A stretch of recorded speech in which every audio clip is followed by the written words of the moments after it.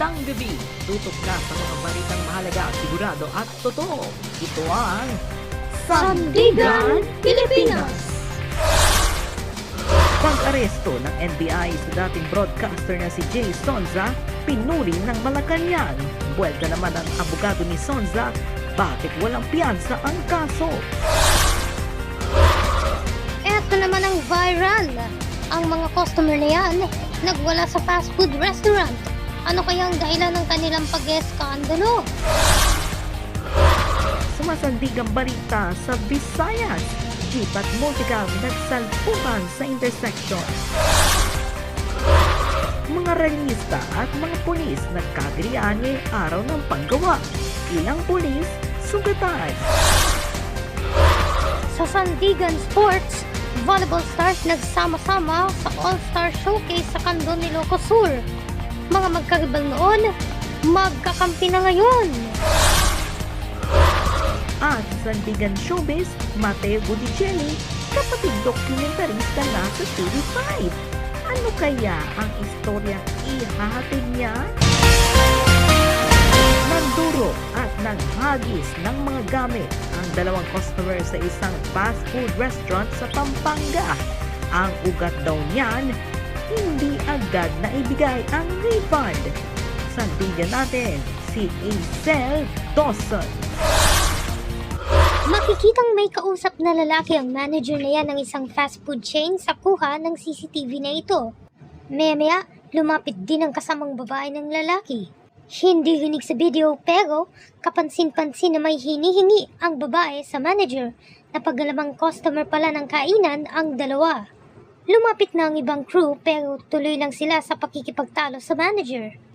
Ilang saglit pa, dito na tila nagwala ang lalaki habang ang kasamang babae dinuro ang isang crew na sinubukang umawat.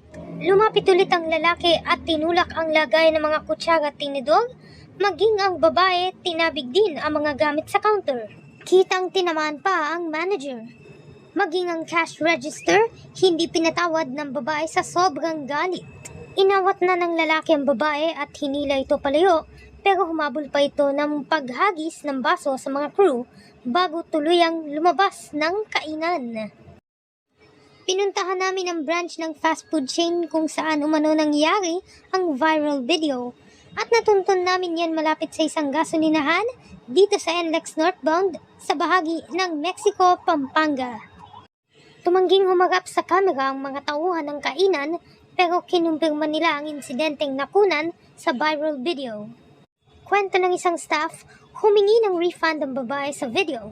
Ang problema, sa e-wallet nagbayad ang customer kaya aabutin ng 3 to 5 business days bago maibalik. Yun nga lang, nais daw ng mga customer na gawing cash na lang ang refund, bagay na hindi pinayagan ng manager dahil labag daw sa kanilang pulisiya.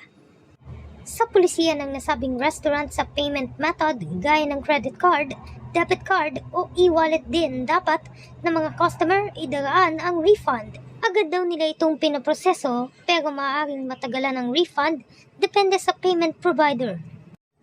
Balak ngayon ng management na magsampa ng reklamo laban sa babaeng customer na napagalamang doktor umano. Damay rin sa asunto ang kasama niyang lalaki. Natuntun namin sa Olongapo clinic ng doktora sa isang private hospital pero wala raw umano ito doon. Tumanggi rin magbigay ng pahayag ang pamunuan ng ospital sa kinasasangkutang eskandalo ng doktora. Bukas ang tanggapan at linya ng komunikasyon ng GW News para sa kanilang panig. Ako si Aisel Dawson, Sumasandigan. Mukhang wala ng preno ang nakaambang taas presyo sa produktong petrolyo sa susunod na linggo. Problemado pa ang mga taxi driver dahil maantala ang pamimigay ng ayuda para sa kanila. Live mula sa Mandaluyong, nandigan natin si Dylan Alcantara. Dylan, bakit daw di matutuloy itong bigayan nga ng ayuda bukas?